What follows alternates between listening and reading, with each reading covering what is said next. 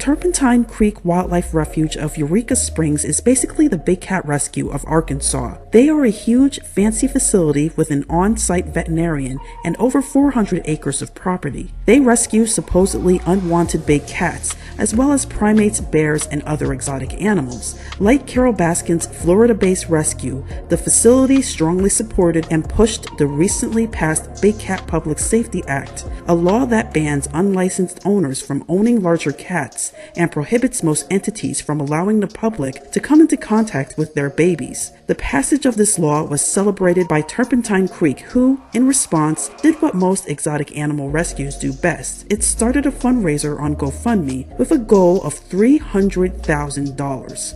You see, after forcing the Big Cat Public Safety Act into federal law, the Arkansas Rescue has a new problem, it claims.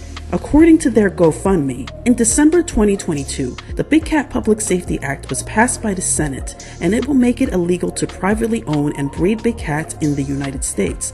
It will also make it illegal to interact with them in pay-to-play schemes, often involving cubs. Before the law was passed, there was a big cat crisis in the United States where people were breeding big cats for profit.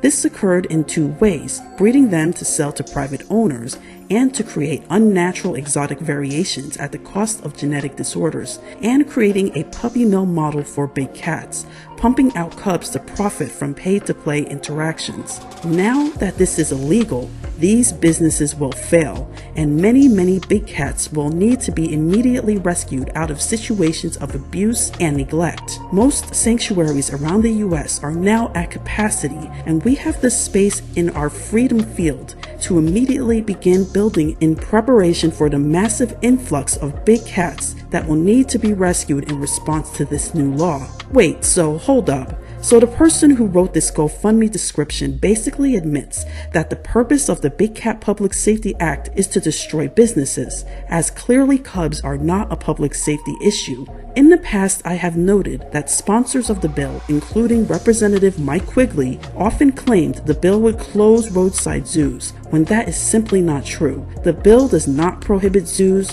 which are all licensed, and even big cat owners who are licensed, from buying, possessing, breeding, and trading big cats. A very small number of zoos made an extra profit from allowing customers to pay to pet big cat cubs, and it is this part of the law that has nothing to do with public safety. In fact, as confirmed by a representative of Turpentine Creek, the law is by design, as it may hurt business owners that the bill's sponsors just don't agree with, which I'm sure if this was communicated to Congress, more people would have a problem with this.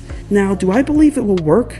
I think these businesses will be negatively affected, which still isn't right, but not closed down. There were some businesses that made extensive use of tiger cub petting that were unscrupulous for more reasons than one, and they are either gone or are on their way out. But there are also zoos that allowed cub petting not as their main business model, but this provided supplementary income and was not inherently unethical. These businesses have been affected, and their patrons are now denied the amazing opportunity to have big cat encounters, but they are not going out of business. This idea of a big cat crisis in America is largely a myth.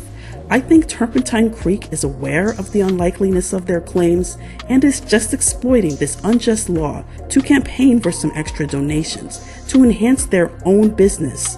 Either way, both scenarios are rather reprehensible.